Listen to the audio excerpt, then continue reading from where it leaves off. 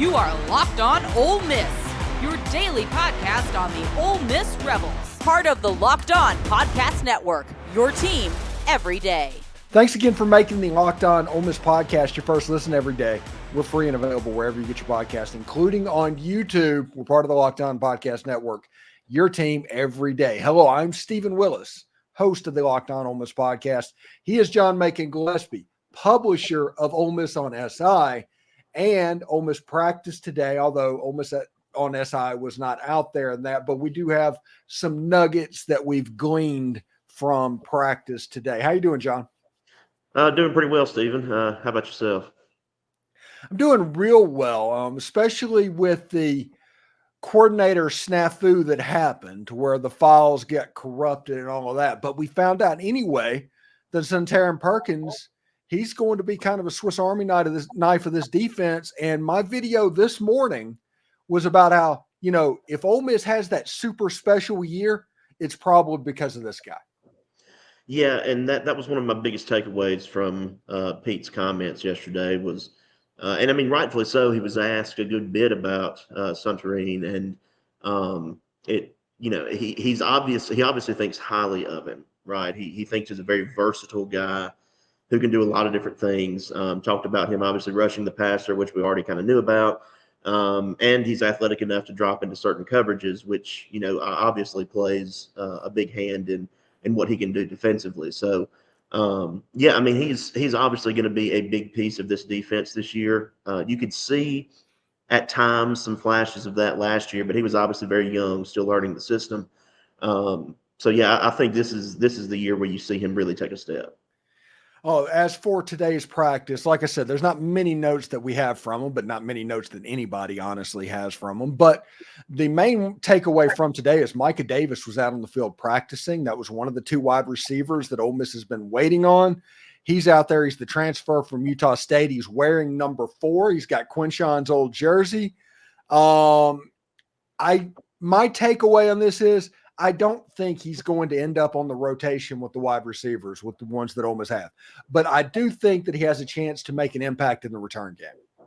Yeah, and I think that I've kind of been not told that explicitly, but it's kind of the general feeling that he's not going to be like as big a difference maker as some of those bigger name guys are going to be as far as the offense is concerned this year, which I mean is understandable because of what they have in that room. But at worst, he adds some quality depth there at wide receiver, and at best, obviously, like you said, he's making an impact in the return game. So, I think it's a really good pickup for Ole Miss, especially here at this point, at this juncture here at fall camp. And it was really interesting that he was out there today for sure for the first time.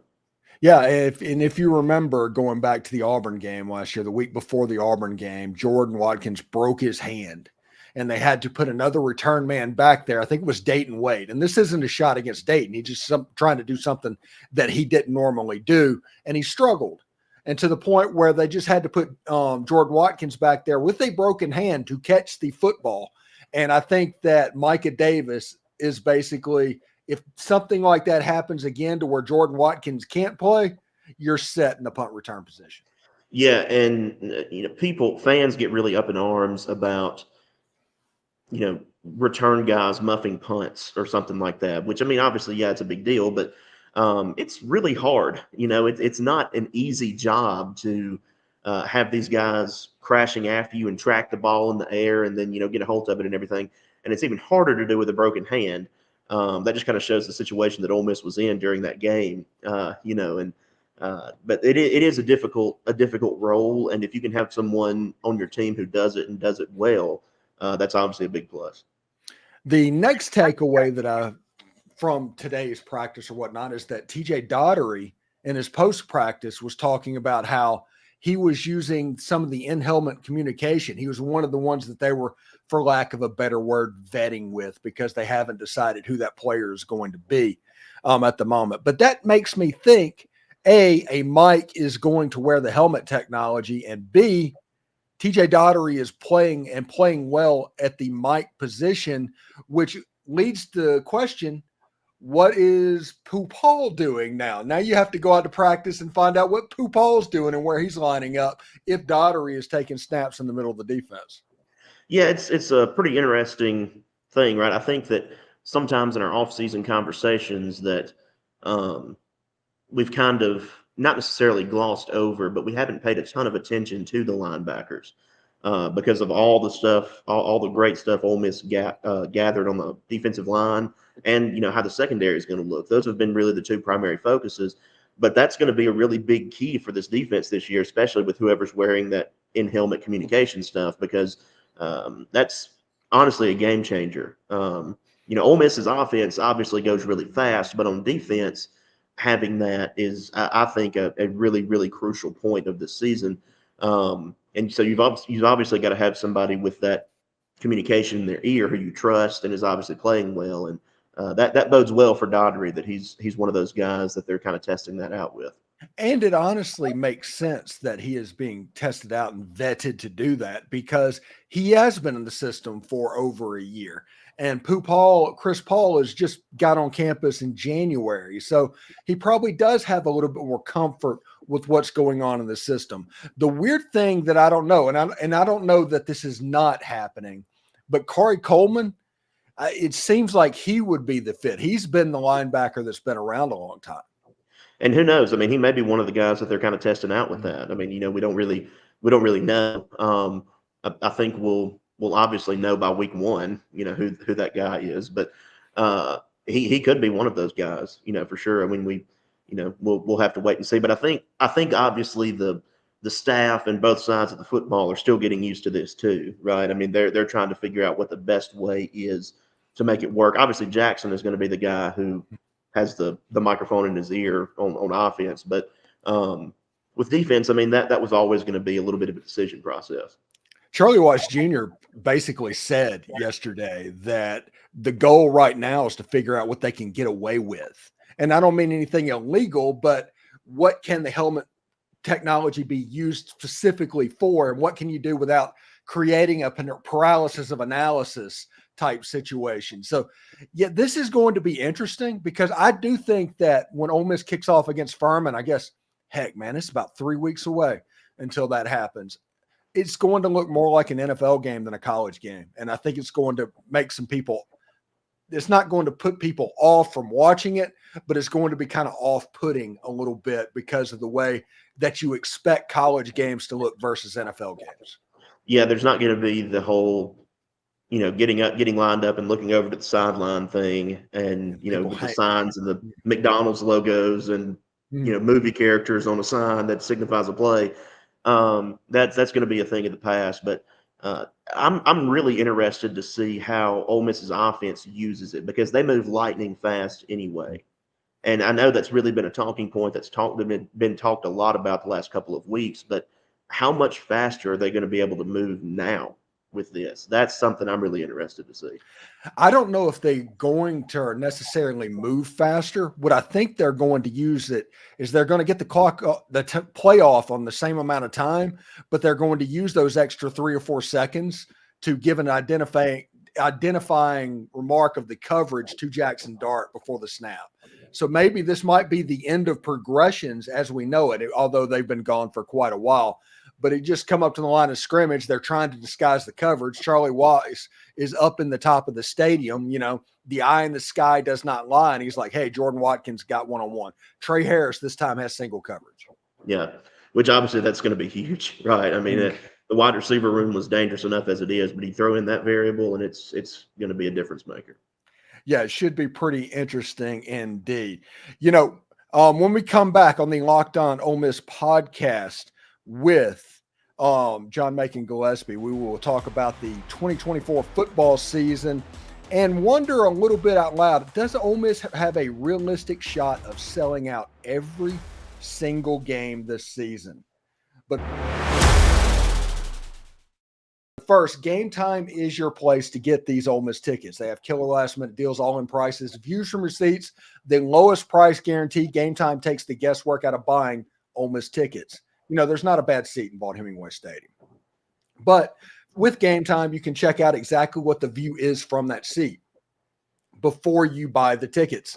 They have the lowest price guarantee, event cancellation, job loss protection, all of the customer service suite that you would be rooting for. You can take the guesswork out of buying Ole Miss tickets with Game Time. And with this being the most anticipated season in Ole Miss history, I might even be able to help you out with tickets. Download the Game Time app, create an account, and use code LOCKEDONCollege for $20 off your first purchase.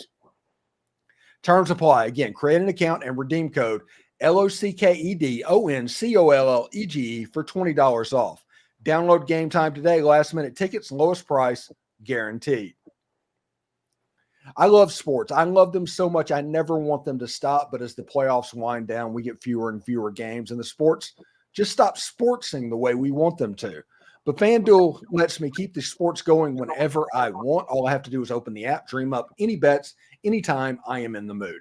Maybe I want to bet on Ole Miss and their over-under of 9.5 wins this season, or Jackson Dart at plus 1,500 to win the Heisman Trophy. Now I can do that. And this summer, FanDuel is hooking up all customers with a boost or a bonus daily. That's right. There's something for everyone every day, all summer long.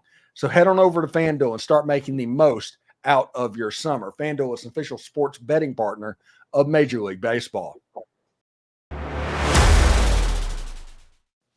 Are you watching Fox Sports or ESPN on your TV all day and you have to turn down the volume with all of that screaming and shouting? Make the switch to Locked On Sports today, a free 24/7 sports streaming channel programmed for you every day to bring you the biggest stories without all of that screaming. Locked On Sports Today brings you can't-miss analysis, opinions, and news, streaming 24/7 on YouTube or the free Amazon Fire TV channels app, part of the Locked On Podcast Network, your team every day. So, John, I saw some numbers a couple of days ago to the point where some of them have actually been confirmed, and at this point, the Kentucky game's probably a sellout because the last I heard there was like 15 tickets left, and that was like 4 days ago. So they've probably sold that out at this point. But the numbers led to like there's 300 or something Mississippi State tickets. There's 700 Georgia Southern tickets. Against Furman, there's like 1,500, and there's like 1,000 for Middle Tennessee State. And with those numbers being as small as they are, and with 3 weeks until the Furman game and even longer for other games, I think selling out every game this season, it's a real possibility for Ole Miss this year. Yeah, I mean, I think it's a legitimate possibility. I don't know if it'll necessarily happen because those games against, your Furmans and your Middle Tennessees were never going to draw as much interest as, your Oklahomas and your Georgias, obviously. But, I think Ole Miss has an advantage there. We talked about this a couple weeks ago where kickoff against Furman is at 6 instead of an 11 a.m. kickoff on August 31st in Mississippi. It's still going to be hot.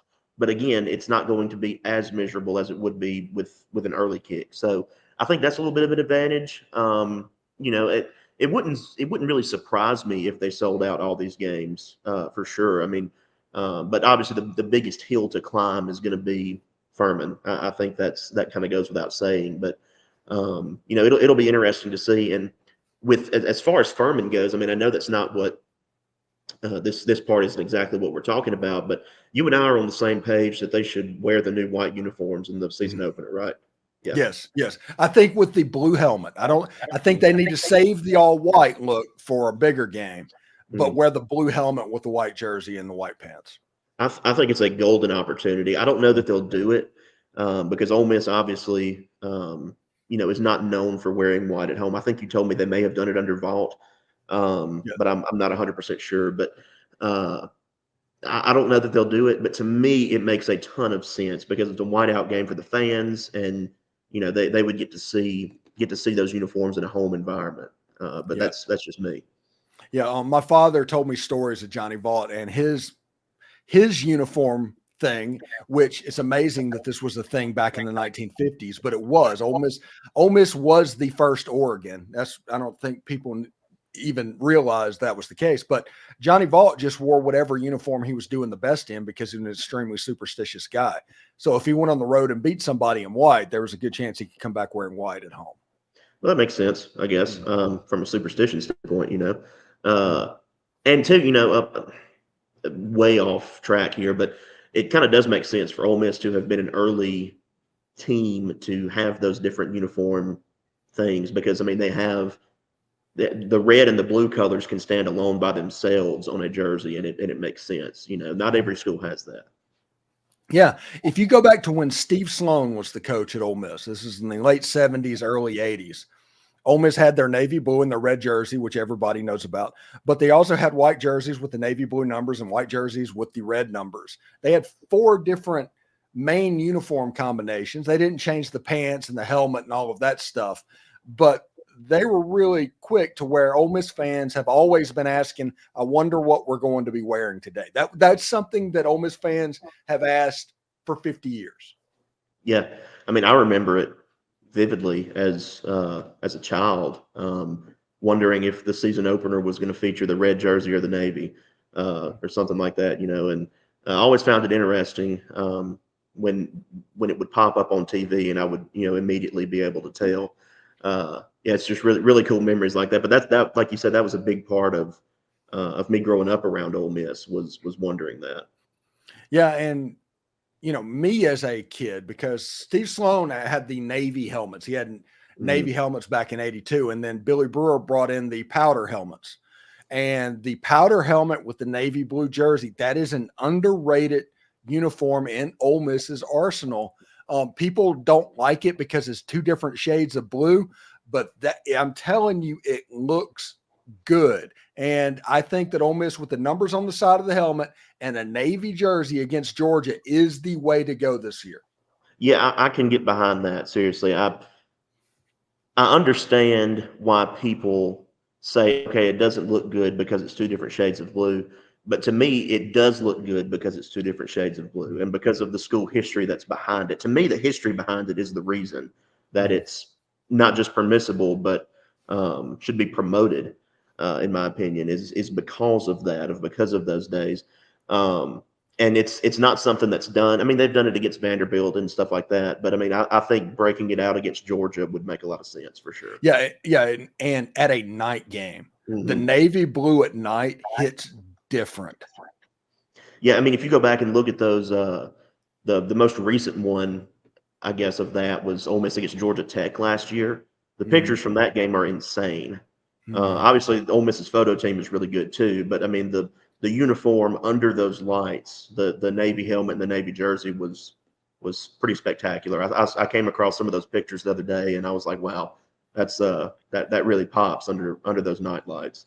Yeah, one of my favorite. There's 2 of my favorite pictures from USA Today photos that I tend to use on thumbnails all the time, and one of them is Jordan Watkins' touchdown, that from that game, and there's also a run from Ulysses Bentley that looks really good. Yeah, and we can. I like just about all of Ole Miss's uniform combinations, but something about one of the blue helmets, whether it's powder or navy, with either red or navy jerseys and gray pants. I know sometimes people get up in arms about the gray pants too, but I love the gray pants, and I don't think they're worn enough, honestly. Yeah, if somebody tries to actually get rid of those to where they're not even being used, I don't care about minimizing and the different jersey thing that Lane Kiffin's doing. That doesn't upset me at all. But if somebody actually suggested get rid of these to where we don't have those, I will die on the hill to save those pants. I honestly will. I agree. I mean, it's back to the school history thing, right? I mean, it is Ole Miss. It's right. I mean, that's what Ole Miss has been known for decades. I mean, you look at pictures from the '60s, and it's gray pants with a red and a blue stripe. I mean, that's pretty much what it is. I don't think you need to ditch things that are so deeply ingrained in your brand like that. I think it's important to hold on to those things. You know what else I think they should do? Their white pants should have a red and a blue stripe on the side as well. I think so too, and I think it would kind of make sense to. Obviously, you're talking about like mirroring the stripe layout that's on the gray pants, essentially. Yes, right. Yes. Put that on the white. Yeah, I think that would make sense, and I also think I know that revenue sharing is going to maybe throw a little bit of a wrench in funds, but if you could have a pair of white pants with a navy and red stripe and one with a powder and red stripe, I think that would make sense. Yeah, that would be interesting. I'd be interested in seeing that as well. Yeah, because then you could really pair them super interchangeably, as much as you wanted to. Yeah, we are solving all Ole Miss's problems right now on this podcast. Yeah. But you believe we are about 3 weeks away from kicking off against Furman and 2 weeks away from Georgia Tech and Florida State and Ireland? Yeah, I mean it's insane, right? I mean, I ran into Brad Logan today. Actually, I hadn't seen him in a few weeks, and he and I were talking just about how close kickoff is. And it doesn't. It kind of sneaks up on you a little bit. I mean, you wait for it for so long, and then you turn around and it's almost here. I am excited for week 0 a little bit. There's not just a ton of marquee matchups. Obviously, the game in Dublin is going to be interesting, but college football in general being back, even if it's FCS teams against some middle of the road FBS team, I'm down to watch it. I'm really really craving it. So week 0 is always a little fun for me, and it's just really right around the corner.